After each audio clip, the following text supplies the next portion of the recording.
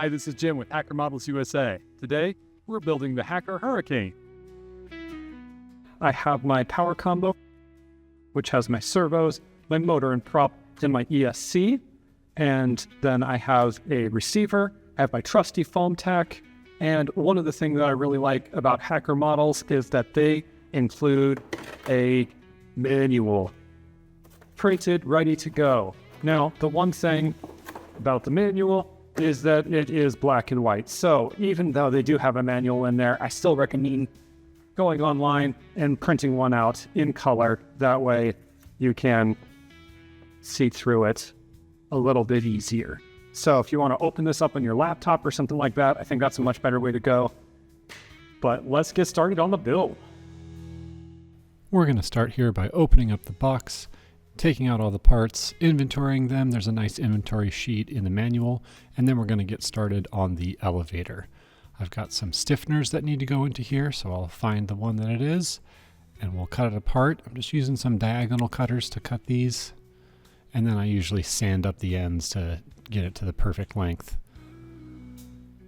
You see here I'm just doing the dry fit on one of those. The slot wasn't quite long enough, so I just used my X-Acto to open it up a little. Then I fill the slot with foam tack, and then I put the carbon fiber piece in. We make sure that it is flush with the foam. I'm using the screwdriver to make sure it stays all the way down. And we're doing this on top of a piece of parchment or wax paper, so that way we're not going to accidentally glue it to the table or anything. Same process goes for the rudder. A couple stiffeners, one on each side.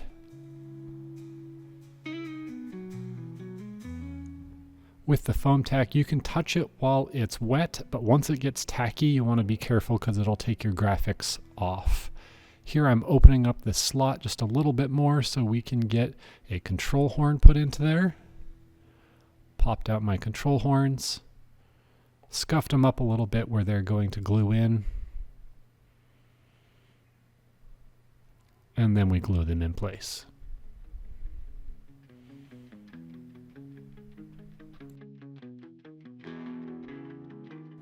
Okay, next up we're going to make the torque rod for the elevator, and I just make a mark at 30 millimeters from each edge and then a couple pairs of pliers to bend it up.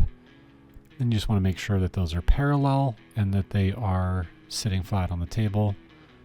And then I just use a pokey tool to start in a little hole where those should go, and then it's going to feed in just fine. I'll fill that with some glue. And then I'm going to add a little bit of CA along the edge of that torque rod. And then we will glue in our control horn for the elevator. And now we're going to work on putting some stiffeners into the fuselage. And here I'm taping off this X-Acto blade at 3 millimeters. That way it gives me a guide to be able to run it all the way down. I did find though that my guide was kind of hindering me, so I just freehanded it because I know about how far to put this down so that it will bury the carbon fiber all the way in there. So I do that down both sides. I put the carbon fiber into place using my screwdriver to push it all the way in, trim it to length, and then I'm going to be using CA and Kicker to glue this into place.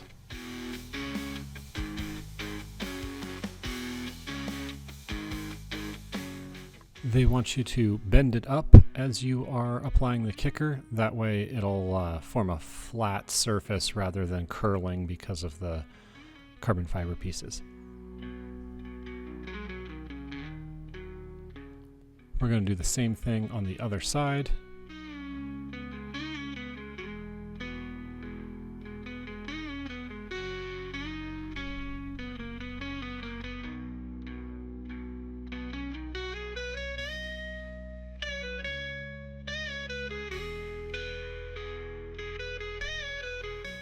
And now we're going to cut out and glue in place the plywood reinforcement areas for the wing section on the fuselage.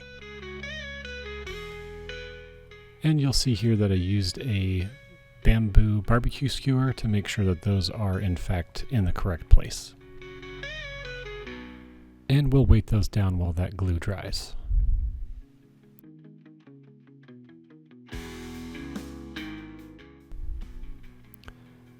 Next up, I'm taking out the holes for the servos. And this area here is going to form the taper for the canopy. So we're going to fill that with glue and then pull those in. I should have used CA glue on this because it does actively want to pull itself back out and the foam tack takes a while to set up.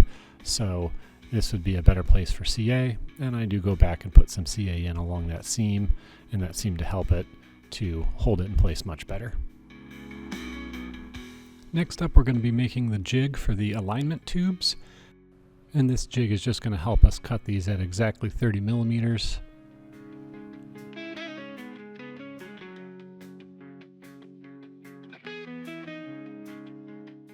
And these pieces are going to be used to align the halves of the fuselage with the middle piece. So we put those through and then we're going to start gluing them into place. So I do a dry fit, make sure that's good, put on some foam tack, spread it out, and then put it in place. Now, in addition to the foam tack, I did go through and use CA glue on the edges, especially when trying to put the whole thing together at the very end. And you'll see when I get there.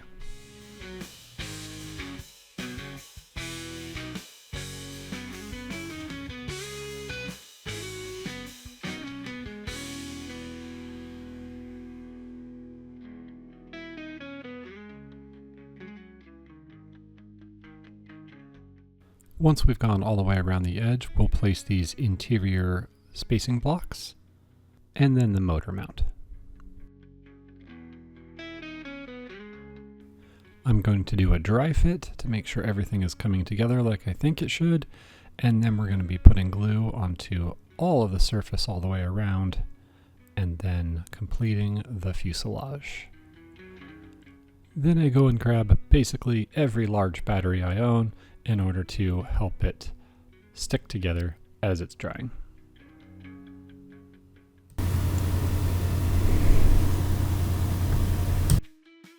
So although the foam tack did stick the EPP together, it did not make it come together neatly at the very edges. So here I am using some CA glue and some kicker to go back in and make sure those are really pressed together. And then I hit it with kicker and then that solidifies it. So it makes a nice exterior finish and there's no gaps on the exterior.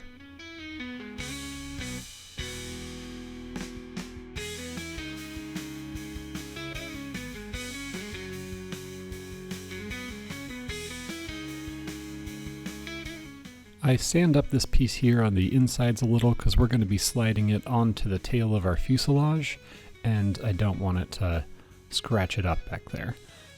So here I'm flipping it over a whole bunch to make sure it's the same distance on both sides. There's some good instructions in the manual that show you exactly how to place it. And then we're going to glue the fuselage together.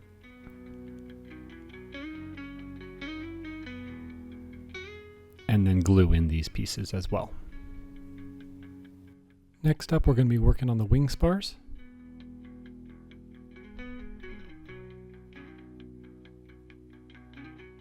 We're going to go ahead and cut the halves to length, and then I'm going to sand up the ends so that way we can glue them together.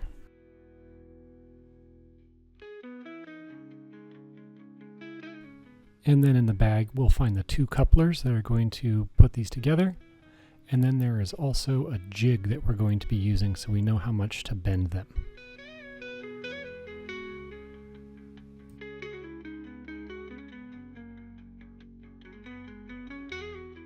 We affix those together with some CA, and then I find my jig. Now when I go and bend this, I bend it way too far, so just take it easy when you bend.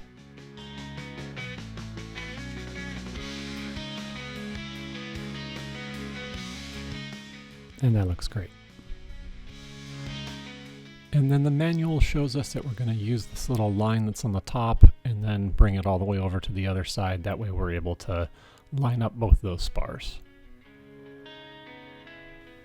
Next up, we find this little grommet. We're going to glue it in and then we're going to glue the wing halves together.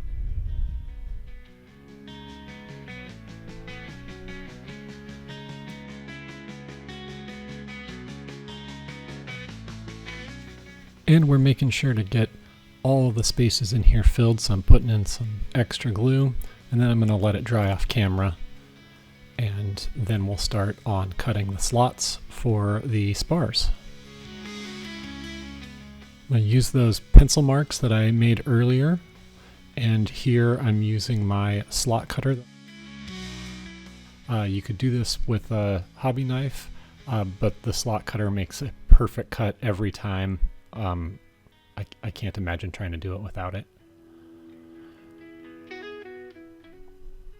And here I'm just using a screwdriver to push the spar into the slot.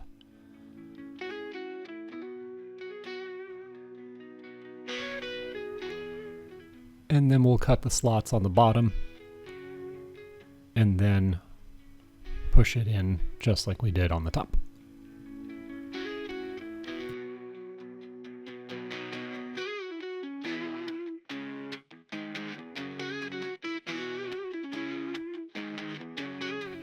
And I'm going to be using some CA glue to set these in place. And I'm using a little bottle that's got a precision applicator tip. It's a metal tip, so I'm able to push it all the way down onto the spar and then drag that along. I really like that applicator tip and recommend that for anybody.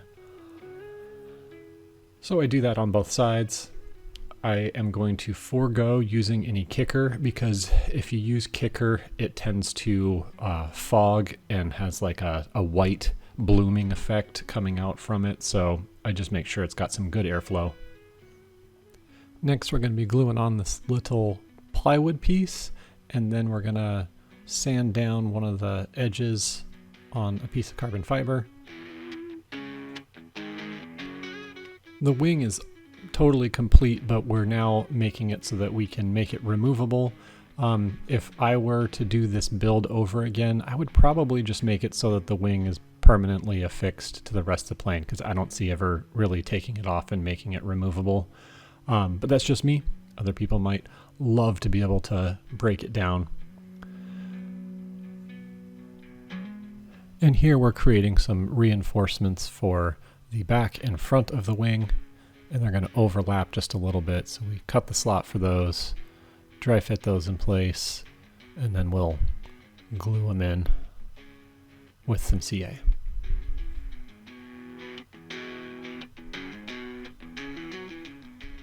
Then we're going to repeat that process on the leading edge of the wing as well.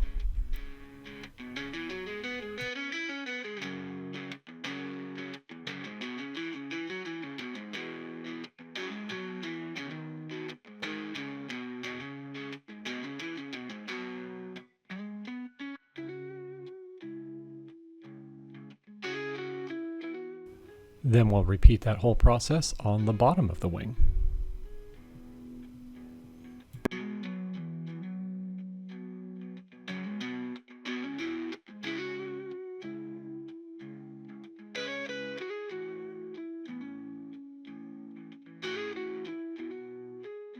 Next up, we're going to mount this white little block, and we're going to do that by inserting it onto the wing and then using the wing to insert it into the fuselage. So once we get that into the right place, there it goes. Then I'm going to glue it in permanently. And that way the wing will always sit where it's supposed to. We're also going to locate this middle mounting hole, and I kind of do that by measuring. That way it gives me an idea of where it's going to go on the other side.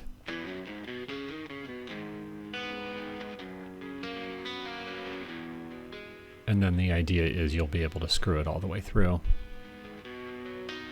And then that seemed to work really well. I glue that block in place. And now we'll be able to remove and install the wings like we want. Now we're going to be cutting a couple pieces of carbon fiber, and this will be for the rubber bands to hold on to through the fuselage.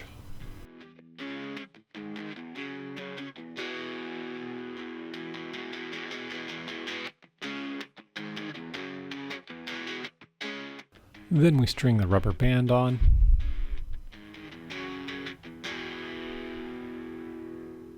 And then I'm going to dry fit the rudder and elevator.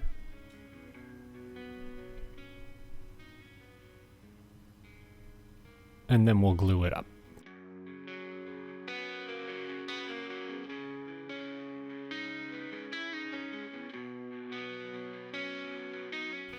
We attach our elevator, and then I take it back off, let it sit for a minute. While I'm doing that, I'll put glue on the vertical stabilizer. Then we get it all together.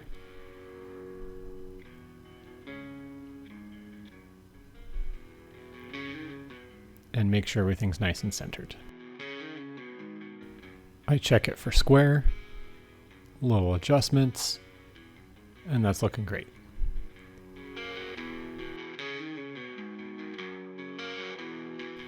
And now we're gluing on our tail skid.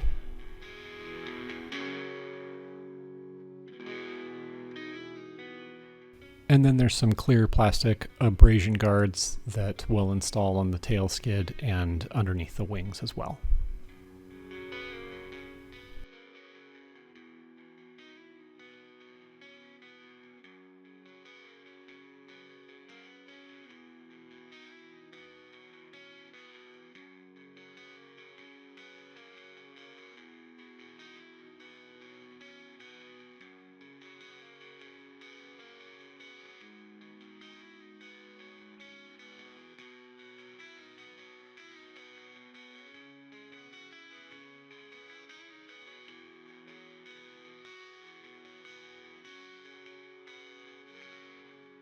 Next up, we'll drill out all of our clevises.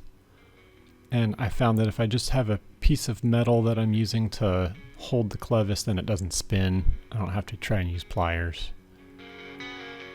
So, got all those done.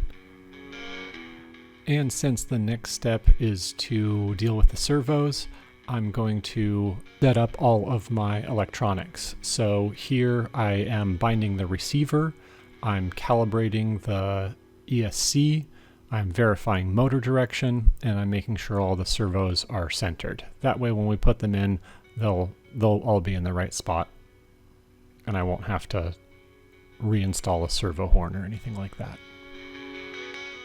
I wanted my servos to kind of blend in a little and not be just black boxes on the top of the wings there, so I covered them in masking tape. I would probably give another coat of masking tape if I did it again, and then I'm just going to use some markers to make it brownish.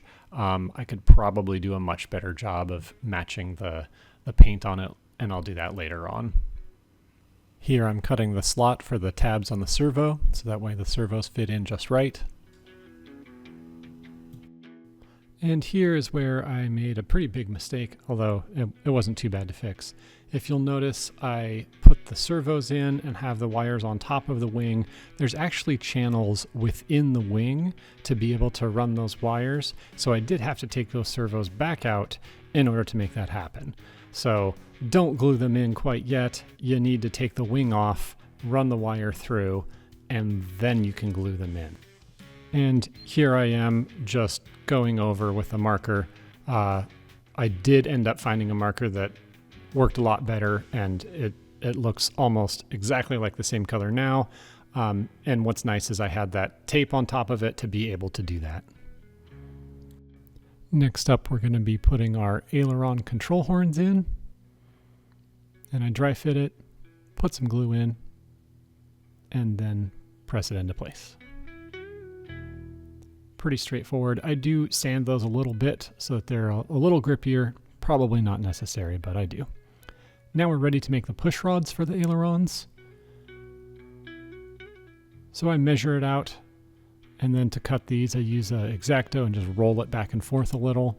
On these bigger pieces of carbon fiber, I don't use diagonal cutters because it tends to crush it and splay it out a little. So once I get those cut, then I sand the ends down a little bit so that way they're able to slide into the clevises. I'm using that piece of metal to go between the ears of the clevis and really give it some pressure down so that way we can make sure that each of the push rods are the correct length.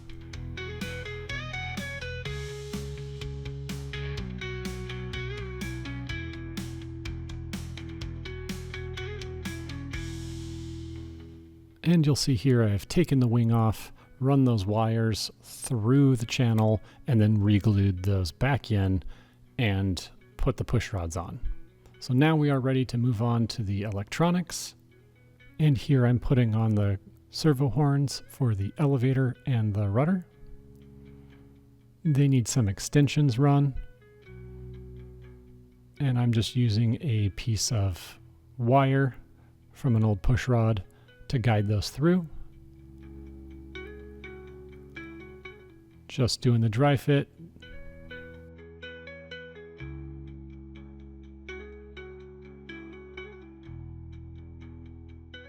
And then we'll start assembling the push rods for the elevator and the rudder.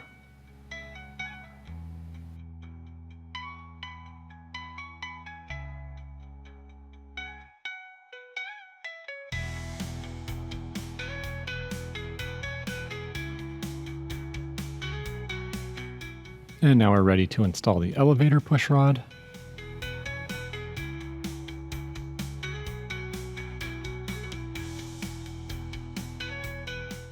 And then we'll start on mounting the servo for the rudder, and then working on its push rod.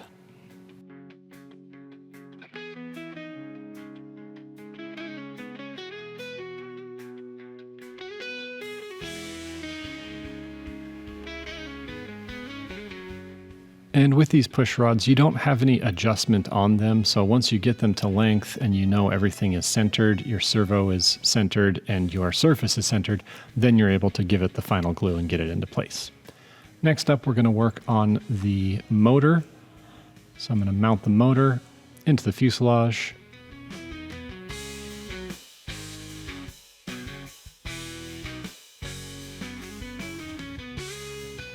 Then we're able to install the receiver and tuck it into place. Then we'll be mounting the propeller and nose cone. So first I'm going to balance my prop. If you don't have a prop balancer, I really suggest getting one. Just using a piece of tape. This is going to reduce vibrations and increase efficiency.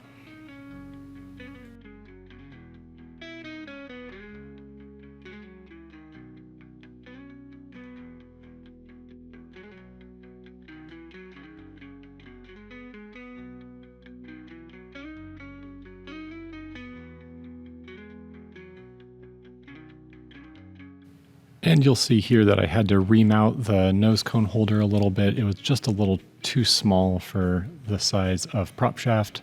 It should be snug, but it was a little too snug. So I got that reamed out. I got the nose cone installed, and now we are ready to install the wings. So again, if I were to do this over again, I would probably just permanently install the wings rather than working with the rubber band in order to keep it on. I don't ever plan on taking them off, but in the event that I do, I guess I can still do that.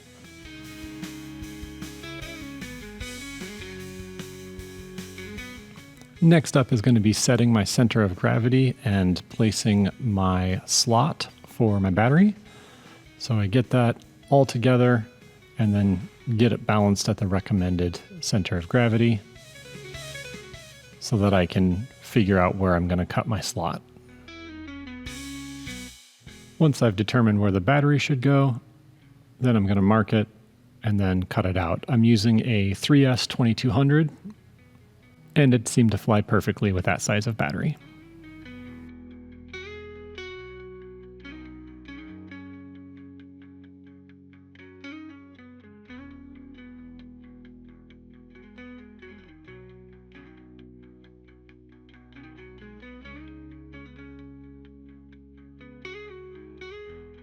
Next up, I'll do a test fit on the battery. It looks great. And then I'll put in the supports, glue them into place, and then I put some Velcro in there to hold the battery.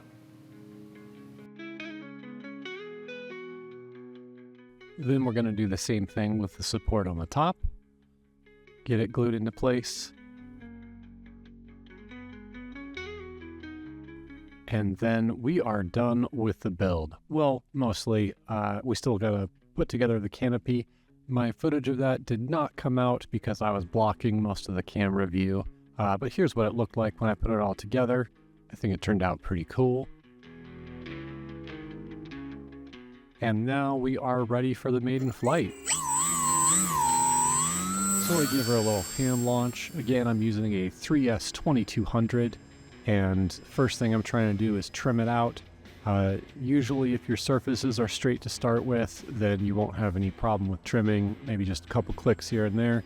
And it was doing great.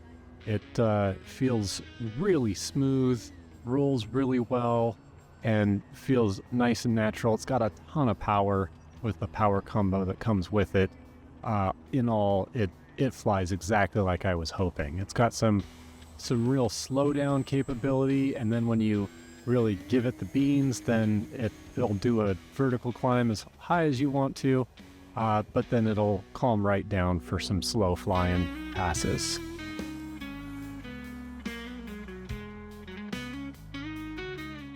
I did set up a mix in my controller so that the rudder gives a little bit of aileron as well when you use the rudder. That way it goes into the turns a little more and doesn't fall out over the outside edge as you're turning in. It's very well balanced, flies upside down really smoothly. I'm getting about 10 minutes out of a 3S 2200. And for the rest of the video, you'll see me just playing around with the plane. I do a little bit of inverted flight, and it does really well inverted. And then you'll see me just getting the feel of the balance of the plane, seeing what it likes to do, where its flight envelope is, what it doesn't like to do, how it stalls, and in general, just how to get used to how the airframe flies. I hope the build video was helpful for you, and I hope you enjoy your Hacker Hurricane as much as I do.